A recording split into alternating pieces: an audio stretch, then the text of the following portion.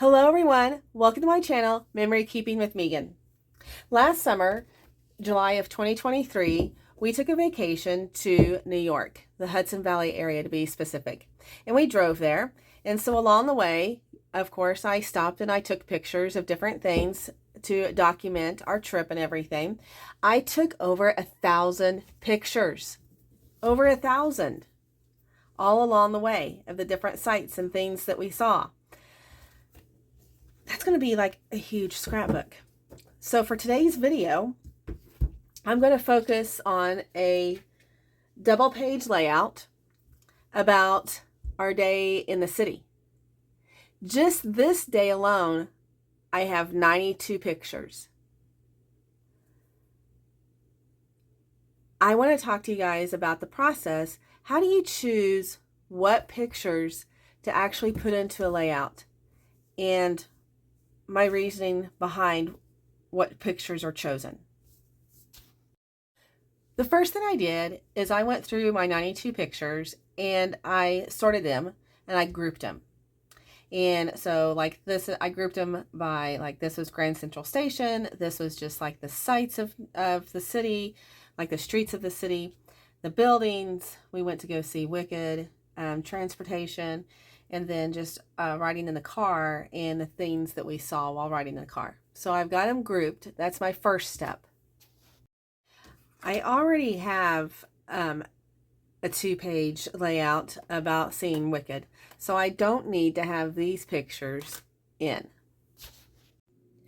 When choosing pictures for a scrapbook layout, you can consider things like the story that the photographs tell, the emotions that they evoke. Like, how do the pictures make you feel? And how do the pictures vary? What I mean is to try and avoid using pictures that all look the same. You can compare similar photographs and choose ones that have the better smiles in, more connection, and even better lighting. Here I have 6 pictures of the same angle of St. Patrick's Cathedral. I know that I want to make this picture my focal picture in my layout. This was just breathtaking. I'm looking for one that doesn't have any obstruction in it. That's actually part of the cab that we were in while we were taking these pictures. I'm also looking for a picture that has most of the cathedral in it. What is a focal picture? The focal picture or pictures are the photographs that are engaging. It establishes the story in your layout. Now here I took some pictures of just some different angles of some transportation. I do really like how these angles turned out. Looking through these, I don't like how any of these selfies turned out. They're not very flattering. And these angles inside here, they're just not very visually appealing to me. So now I'm going to flip through here and I'm going to look for supporting pictures. And what supporting pictures are, think about like your supporting cast in a TV show or movie. The supporting pictures help tell the story of the layout. And in this layout, I want to tell the story about the things that we saw on our walk from Grand Central Station to Gershwin, and then on our taxi ride back to Grand Central Station.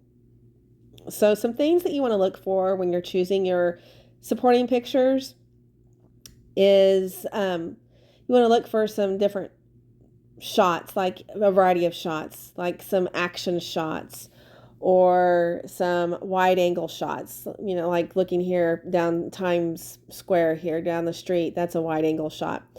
And you want to get rid of blurry pictures for sure. The sketch that I'm going to use for my inspiration today comes from a team challenge sketch that was designed by Erin Jacobson from Crafty Concepts with Erin. I'm going to use white cardstock from my stash as my base. I like to use white for my background for several different reasons. One reason is that I feel that it gives the layout a clean, crisp feel. And then another reason is that if I want to add some ink or some sort of like distressed crayon or paint, then white is perfect for that type of thing. So I'm going to go ahead and lay the cardstock down. I do like to pick the colors of the cardstock that I'm using based upon my pictures. I want to try and bring colors out of my pictures because I just feel like that makes them pop. I also like to lay things out on my paper first without adhering them down because I don't want to cut things such as a circle until I know for sure that that is what I want to use and where I want to use it. So I can tell you that right off the bat, I am deviating from the sketch, as the sketch calls for the pictures to be 3x4 and a journal spot over on the left side. And some of the pictures that I want to use lost some things that I wanted to keep in them when I was resizing the pictures. So I will keep these 4x6 size, and then I'm going to put a white border around the pictures once I get them laid out the way that I want them. And my focal picture is bigger and placed in the middle and the right hand side because that's where our eyes naturally go to when we are looking through things. My friend took this picture of the cathedral as it was on her side of the taxi cab. I'm so thankful that she was able to get this picture. I think it is just really beautiful. The other pictures that I have selected to be my supporting pictures are of various things here, and there's about 18 of them in total. I will be using flip flaps to help me get all these pictures on my double layout. I am choosing cardstock that I felt was complementary to the pictures here. Like the blue brings out the blue in the sky of all these different pictures, even the blue of the things here at Times Square. The red brings out the few things that are red in the pictures, and then the yellow brings out things such as the taxi cabs in the pictures. I feel that the cardstock is also a supporting cast member in telling the story of the layout as well. It helps to set the mood. And in this layout, I'm trying to use complementary or triadic, I think that's how you say it, triadic colors. To me, these type of colors just create a really fun and exciting background. I also think that these type of colors being used of typically for like events like a birthday or some other type of celebration. And I really just want to show the excitement of my pictures. The more that I'm looking at this though, I'm really getting like a patriotic vibe more so than fun and exciting in the sense of the red, white, and blue.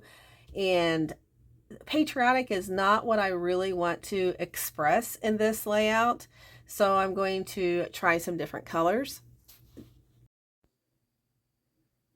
So I thought about putting red in the middle, and then the other color that I instinctively picked up was green. And nope, that is too Christmassy. I really do like the blue here, and it really does bring out the colors of my background. So maybe if I soften it up, maybe with different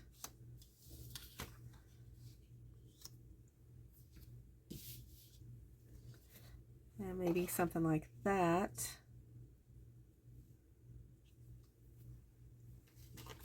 I'll pull that back in.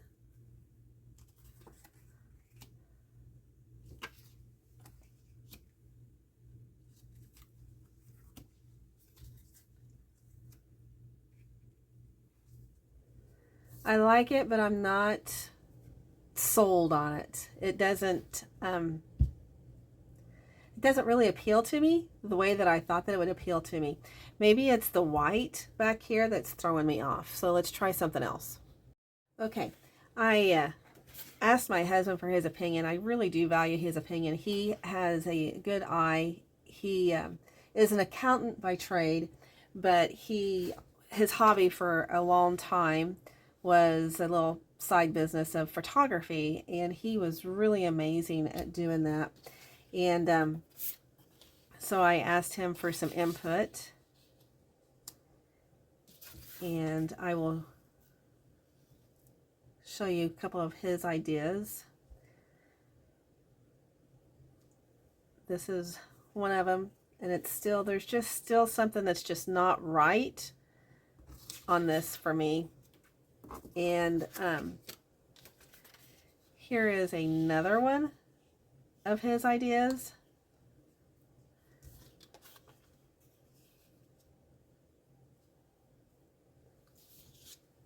And I thought that that was a really pretty good idea. I thought that it was bringing everything out at first. And then when I laid down my pictures, and even though I know that I'm going to have like a border around my pictures, or at least I plan to at this point, it's still just not, it's still just really not doing it for me. So, okay, so I did have to walk away from this project last night and go to bed. I didn't sleep very well, and I got up this morning and started working on it, and I am still struggling with this layout. I'm struggling with the cardstock and what colors to use, so I went and I pulled from my embellishments that I thought that I could use in this layout. And as I'm looking at all the colors, then it hit me. This green right here could be the answer to my block at this time. And at least that's what I'm going to try here. So this cardstock, excuse me, I'm not even sure what color you would call it. It's like a light, very light green. It is from the Paper Studio paper pack that I purchased from Hobby Lobby. It's called Farmhouse, and it is textured paper, which I really like that type of cardstock. This is not a color that I would normally choose on my own, but I'm following, you know, my eye, or whatever you want to say, here with my embellishments and what got my attention. And I love this shade of blue, and it really does look nice on this light green background. So while I'm laying things out here, I want to tell you about printing pictures. I originally had all of these pictures printed out in a 4x6 size just so I could hold them in my hands. I did not print out all 1,000 plus pictures that I took on vacation, just the ones that I thought that I would get to quickly scrap. And that was about 280 pictures. I have an Epson PM400 that I really love. It is so convenient to be able to print out the pictures that I need at home. And the quality of the pictures is spot on, especially when I use quality photo paper. Now, I have really struggled in printing the 2x2s and the 3x4 size pictures until I stumbled across an article and I learned about an app for my phone called Epson Creative Print. It is a game changer. I can easily get 6 2x2s or 2 3x4s on the one 4x6 sheet of photo paper by using the collage option on this app. I can also print directly off of my phone, which is not something I could do before, or at least that I knew that I could do. I am really so thankful to have found this app and that it works on my Android phone. It's amazing. Okay, so let's go ahead and get these pictures brought out here and see what I think about all of this. Again, I do want to put some kind of border around my pictures, but I'm not sure if I want to do white or a different color.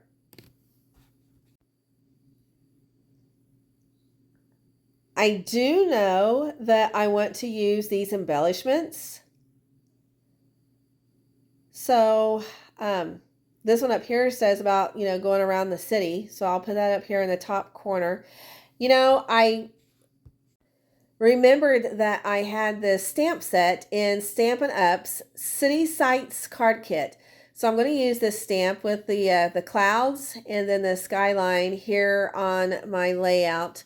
I'll probably just put it up here, so I'll just put the stamp up there for right now. I purchased this paper piecing. I'm not really sure where I purchased it from. And I did cut out with my Cricut the sunglasses with the city skyline here in the lenses. And then I colored them in with my tri-blend markers. I will try to list my supplies down below in my description, but I am sure there's going to be something that I'm going to miss. All of my supplies for this layout is basically a hodgepodge from my stash.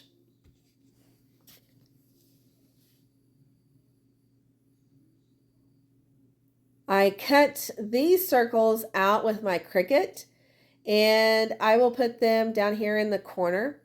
I can use this for like drilling or for a title.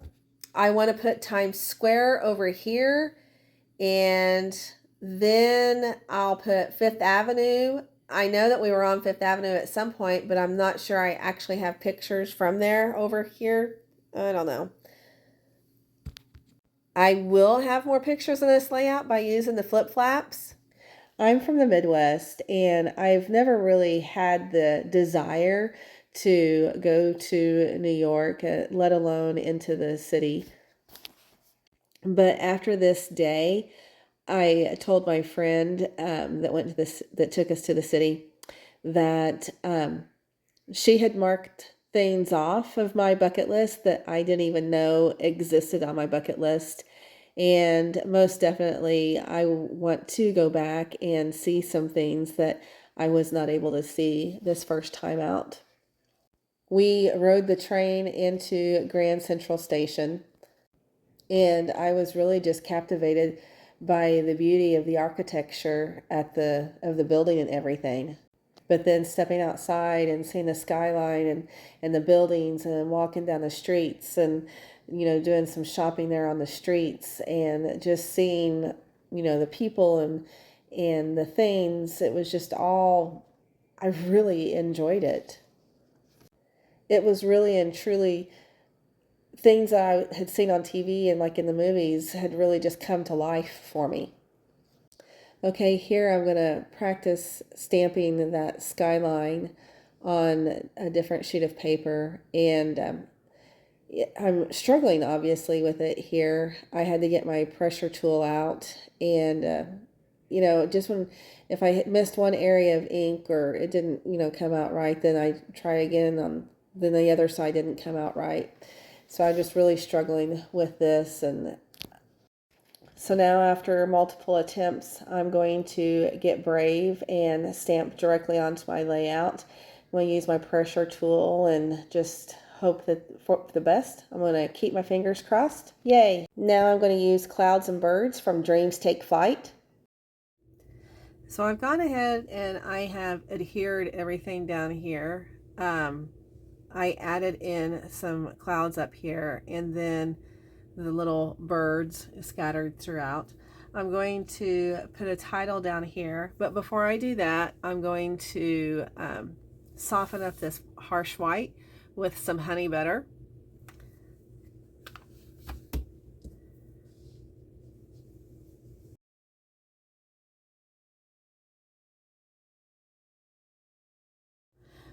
All right, so I have my title, City Sights, glued down, and I wanted to point out here that I use Distress Oxide sprays on this, and this is going to be underneath some flip-flops, and this is where I'm going to document my experiences there that day. So I'm going to slip my pages here into the page protectors,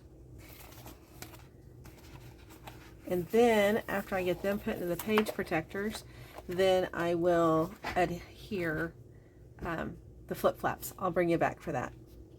I know that some people go ahead and adhere their flip-flops directly onto their layout, but my preference is to put my layout into the page protectors and then put the flip-flops on.